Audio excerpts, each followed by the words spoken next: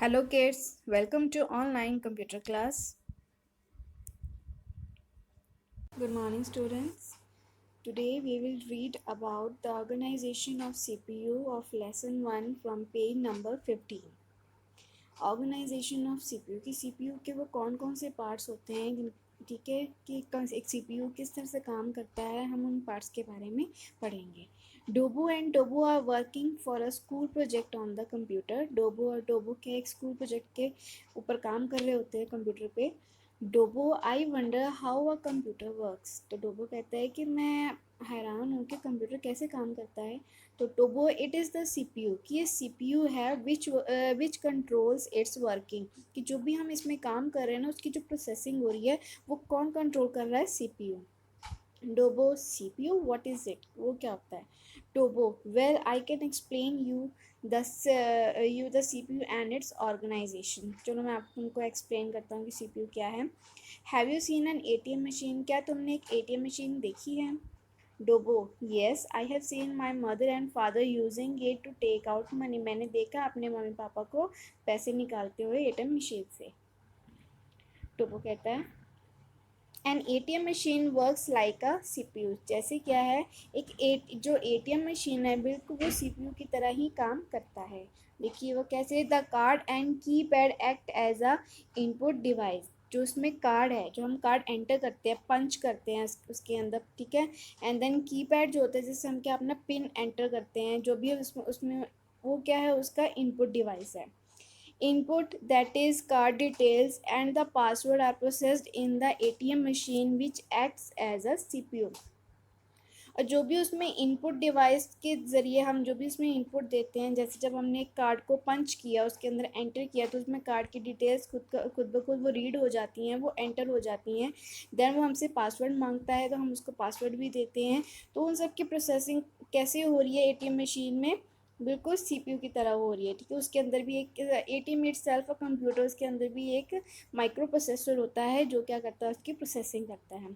Finally, in the cash dispenser, which acts as which acts an output device, that the output, that is the money, is dispatched.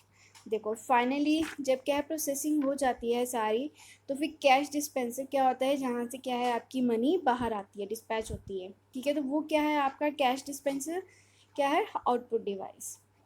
Computer system made up of three main parts. जो computer system है वो तीन चीज़ों से मिलकर बना हुआ है, इनपुट, प्रोसेस एंड आउटपुट, ठीक है. ये हमने पहले भी पिछली वीडियोस में हमने पढ़ा ही हुआ है कि किस तरह से प्रोसेसिंग होती है. सबसे पहले ये कंप्यूटर क्या करता है, इनपुट लेता है, देन उसकी प्रोसेसिंग करता है, देन फिर आउटपुट देता है. ये देखिए अब हम सीपीयू ऑर्गेनाइजेशन की बात कर रहे हैं कि सीपीयू के अंदर वो कौन कौन से पार्ट्स होते हैं उसके. देखिए बेसिक डिजिटल कंप्यूटर, ये देखिए ब्लॉक डायग्राम है आपके सामने कि सीपीयू के अंदर बेसिकली ये थ्री पार्ट्स हैं, control unit, ALU and main memory, ठीक है. जो भी इसमें मेमोरी इंस्टॉल्ड होती हैं, रैम रोम, ठीक है, ये सब क्या है, मेन मेमोरी सीपीयू के मतलब जो सीपीयू का कैबिनेट होता है, सिस्टम यूनिट होता है, ठीक है. सीपीयू को हम वो नहीं कहते हैं, मतलब जो मेन प्रोसेसर है, ठीक है, ये उसके पार्ट्स है जो उनको क्या करता है, ये कंट्रोल करता है, ठीक है. कंट्रोल मतलब इसमें मेन मेमोरी में और भी दूसरी मेमोरीज आती हैं जो टेम्परेरी क्या है, डाटा को स्टोर करते हैं, जैसे कैलकुलेशंस वगैरह होते हैं उसको टेम्परेरी के लिए स्टोर करना, ठीक है. उसमें जैसे रजिस्टर्स वगैरह होते हैं, ये काफ़ी बेटा डीप है, ठीक है. कंप्यूटर एक वाइड सब्जेक्ट है, इसमें बहुत सी चीज़ें ऐसी है जो काफ़ी डीप में है, लेकिन हम आपको यहाँ पे सिर्फ क्या है, आपको ओवरव्यू दे सकते हैं क्योंकि आपके आपके सिलेबस के अकॉर्डिंग, ठीक है. Control unit, ALU and main memory. ये देखिए input unit, the devices that give data and instruction to computer are called input devices. जो डिवाइसेस जिनसे हम डाटा इंस्ट्रक्शन देते हैं कंप्यूटर को, वो इनपुट डिवाइसेस होते हैं. एग्जांपल जैसे keyboard, mouse, light, pen, scanner etcetera. Then CPU, it is responsible for processing the data fed by the user. For example, sorting the data, data को sort करना. Sorting का मतलब उसको अरेंज करना किसी ऑर्डर में, असेंडिंग ऑर्डर में या डिसेंडिंग ऑर्डर में. परफॉर्मिंग कैलकुलेशंस ऑन इट, फिर उसको सेव करना ऑन द कंप्यूटर्स मेमोरी. ये किसका टास्क होता है, सीपीयू का. तो it acts as brain of the computer. CPU has three parts. CPU के थ्री पार्ट्स हैं, देखिए यहाँ पे. CU मतलब control unit, control all the components by issuing control signal. जितने भी इनपुट आउटपुट डिवाइसेस हैं, जितने भी पार्ट्स हैं, उन सबको कंट्रोल करके रखना, उनके सिग्नल्स को कंट्रोल करना कि कब इनपुट सिग्नल्स आ रहे हैं, कब उसकी प्रोसेसिंग करनी है, कब उसको आउटपुट देनी है। ये सब किसको कंट्रोल करता है? CPU, sorry control unit in सबको कंट्रोल करता है। ALU arithmetic and logical unit, इसमें क्या है, जितनी भी मैथमेटिकल कैलकुलेशन, मैथमेटिकल जितने भी ऑपरेशंस जो परफॉर्म किए जाते हैं वो ALU में किए जाते हैं। Perform all the calculations and carries out the instructions of a computer program, perform the basic arithmetical and logical operations. Logical operations कैसे होगी? जैसे greater than, more than, less than, equal to, और भी बहुत सारे ऑपरेशंस होते हैं। Memory unit, ठीक है, देन है मेमोरी यूनिट, जिसमें क्या है, डाटा को वो स्टोर किया जाता है। Stores data, instructions and result of processing. जो भी रिजल्ट होता है ऑपरेशन का वो कहाँ पे स्टोर होता है? मेमोरी में। Then output unit, the devices that display और give the result after processing of the data, ठीक है, वो डिवाइस जो क्या है, आफ्टर प्रोसेसिंग जो डिस्प्ले करता है रिजल्ट को, वो क्या होता है? Output devices. जैसे क्या है, monitor, printer, speaker, plotter etcetera, ठीक है। यहाँ पे देखिए राइट हैंड साइड में दिया हुआ है, do you know input and output devices को हम और क्या बोलते हैं? पेरिफेरल डिवाइसेस भी बोला जाता है। टोपो कहता है, Dobo would you like to play another game, क्या तुम एक और गेम खेलना चाहोगे? तो I have a wonderful game with me, click on the link given below to play the game. बेटा देखिए यहाँ पे नीचे एक लिंक दे रखा है आपके सामने, ये देखिए,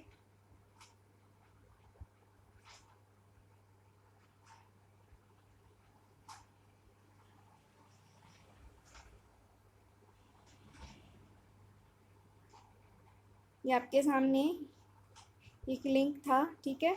आप क्या कर सकते हैं, यहाँ पे इसके ऊपर क्लिक करके आप इसमें जो भी गेम है वो आप प्ले कर सकते हैं। आगे देखिए, hand on, check your computer lab and list the various input and output devices available in the lab. आपने क्या करना है, अपने कंप्यूटर लैब में चेक करना है कि आपकी लैब में कितने इनपुट और आउटपुट डिवाइसेस हैं, वो यहाँ पे आपने उनके नेम लिखने हैं। सेकेंड क्वेश्चन देखिए, switch off the power cable, switch off the power cable, open the system unit and show the various part of the CPU। बेटा पिछले वीडियोस में मैंने एक बार आपको CPU को खोल के भी दिखाया था, ठीक है। तो वैसे ही आपके सामने यहाँ पे एक वीडियो है, ठीक है। आप YouTube पे जाके इस वीडियो के ऊपर आप इस वीडियो का जो लिंक है टाइप करेंगे। टाइप करने के बाद जो आपके सामने वीडियो आएगी आप उसको देखेंगे कि उसमें कौन कौन से पार्ट्स बताए हुए हैं CPU के, ठीक है। तो आप वो CPU के पार्ट्स के नेम यहाँ पे लिखेंगे, okay. Then input output cycle क्या होता है, जैसे अभी मैंने बताया कि साइकिल क्या होता है, सबसे पहले इनपुट मिलती है, देन प्रोसेसिंग, देन आउटपुट। देखिए यहाँ पे example, simple real life example दिया हुआ है। जैसे यहाँ पे पिज़्ज़ा बनाना है, तो पिज़्ज़ा बनाने के लिए इनपुट क्या होगा, जैसे पिज़्ज़ा बेस हो गया और उसके ऊपर से टॉपिंग, टॉपिंग मतलब जैसे कोई चीज़, पिज़्ज़ा सॉस हो गई, ठीक है, कुछ वेजिटेबल्स ऊपर लगाने होते हैं, वो सब क्या है, टॉपिंग है, ठीक है। तो ये क्या हो गया, हमारी इनपुट होगी। देन प्रोसेसिंग के लिए हमने क्या किया, माइक्रोवेव ऑन किया और पिज़्ज़ा को उसके अंदर रखा ताकि वो बेक हो जाए। देन जब वो पूरी तरह से रेडी, जब पक जाता है, बन जाता है, तो तब क्या है, उसका हॉट यम्मी पिज़्ज़ा, वो आपके सामने क्या है, आउटपुट। रिकॉल एक्टिविटी, देखिए आपके सामने एक्टिविटी है, यहाँ पे कुछ टास्क दिए हुए हैं, आपने ये बताना है कि इनमें से कि किसकी कौन सी इनपुट होगी, उसकी प्रोसेसिंग क्या होगी, उसकी आउटपुट क्या होगी। देखिए जैसे यहाँ पे ये एग्जाम्पल दिया हुआ था पिज़्ज़ा का कि उसमें इनपुट क्या थी, प्रोसेसिंग क्या थी और आउटपुट क्या थी, सेम बिल्कुल वैसे ही इसमें आपने बताना है।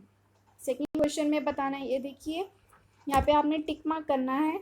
यहाँ पे कुछ टास्क दिए हुए हैं कि यहाँ पे कौन सी चीज़ इनपुट हो रही है या फिर इनपुट डिवाइस के द्वारा हो रही है, ये प्रोसेसिंग हो रही है, या आउटपुट है, या फिर आउटपुट डिवाइस के द्वारा ये कोई काम करवाया जा रहा है, ठीक है। तो ये आपने यहाँ पे लिखना है, टिक मार्क करना है।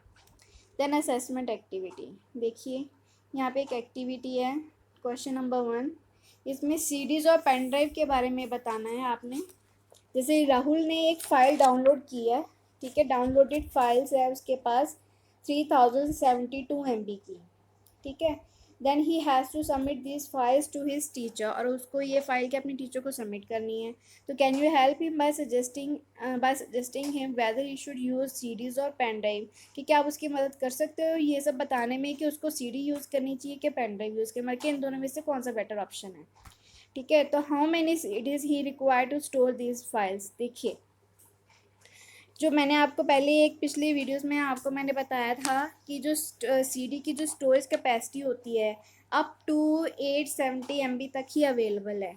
अगर हम 700 MB तक भी मान के चलें तो 700 MB को अगर आप काउंट करके देखिए कि क्या 3072 MB तक वो कितनी सीरीज़ कवर कर पा रहा है।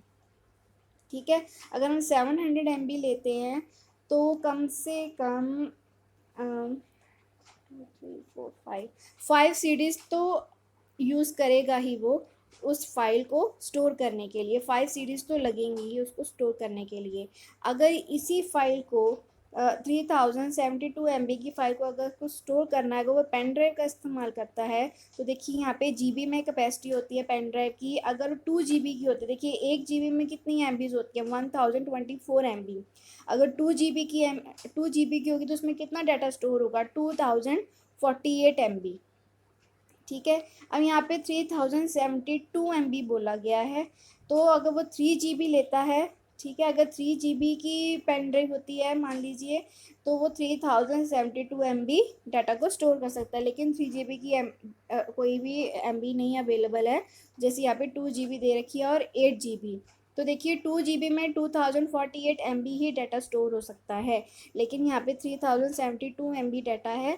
तो यहाँ पे वो क्या करेगा, 8 GB की पेन ड्राइव को एक्वायर करेगा। ठीक है, वो परचेज करेगा ताकि वो अपना डाटा इसमें स्टोर कर सके। 8 GB में क्या है, 3072 MB डाटा इजीली स्टोर हो सकता है। ठीक है, तो यहाँ पे आप खुद ही देख सकते हैं कि यहाँ पे एक पेन ड्राइव से काम चल रहा है और वहाँ पे 5 सीडीज उसको यूज़ करनी पड़ रही हैं 3072 MB को स्टोर करने के लिए। ठीक है, और according to you which should be the most appropriate storage device to be use for this purpose and why. अभी मैंने आपको बताया, इसमें ये बताना है कि इन दोनों में से कौन सा स्टोरेज डिवाइस बिल्कुल सही है।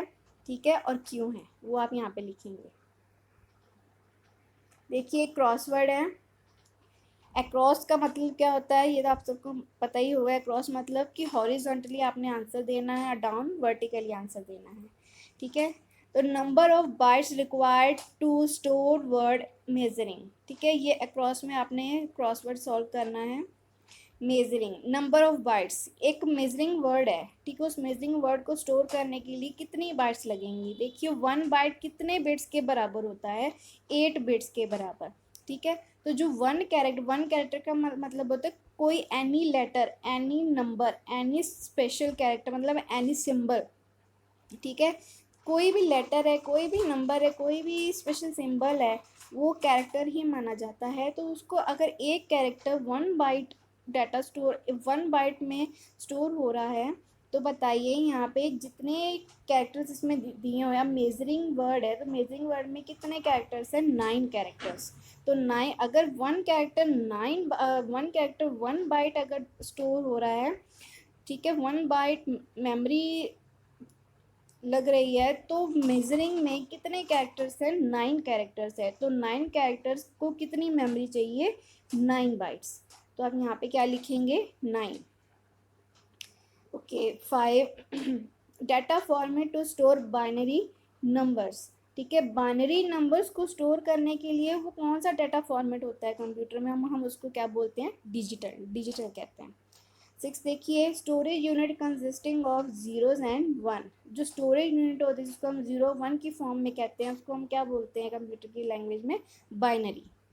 7 देखिए, this unit of memory is equal to 1024 kilobyte. वो कौन सी यूनिट है मेमोरी की जो 1024 किलोबाइट के बराबर होती है, that is megabyte. Now down में देखिए, this unit of memory is equal to 1024 megabyte. तो 1024 मेगाबाइट के बराबर कौन सी यूनिट होती है, gigabyte. Third, 8 of this make a byte. ठीक है, 1 बाइट में 8 क्या बनते हैं, bits, 8 bits. 1 byte equals to 8 bits. Four देखिए, this unit of memory is equal to 1024 byte. 1024 bytes के बराबर कौन सी मेमोरी यूनिट होती है? किलोबाइट। सिक्स देखिए, दिस स्टोर्स वन कैरेक्टर और लेटर। ठीक है, दिस स्टोर्स, क्या एक लेटर को ये स्टोर करता है? अभी मैंने पहले बताया कि वन कैरेक्टर कितने के बराबर होता है, उसे कितनी मेमोरी चाहिए होती है? One character equals to 1 byte. ठीक है, 1 बाइट चाहिए होती है उसको मेमोरी, उसको स्टोर करने के लिए। तो यहाँ पे क्या आएगा? बाइट। एट्थ देखिए, कलेक्शन ऑफ 4 बिट्स। ठीक है, 4 बिट्स को हम क्या कहते हैं? One nibble. Nibble. Okay, third question देखिए, यहाँ पे आपको ऑब्जर्व करना है, यहाँ पे आपके सामने कंप्यूटर सिस्टम बना है, यहाँ पे नंबरिंग दी हुई है। ठीक है, यहाँ पे इधर आपको नेम भी मेंशन है। आपने ये बताना है कि इनमें से कौन सा इनपुट डिवाइस है और कौन सा आउटपुट डिवाइस है। देखिए, जैसे नंबर 1 पे मॉनिटर है, तो मॉनिटर क्या है? इस पे आउटपुट डिस्प्ले होती है, तो ये क्या है? आउटपुट डिवाइस है। कीबोर्ड क्या है? इनपुट डिवाइस है। तो आपने इनपुट को आई के साथ शो करना है और आउटपुट डिवाइस को ओ के साथ शो करना है। That's all for today. I hope बेटा आपको आज की ये वीडियो पसंद आई होगी और समझ भी आया होगा। अगर कोई प्रॉब्लम होती है तो आप मुझे व्हाट्सएप पे पूछ सकते हैं। Okay, thank you, take care and stay safe.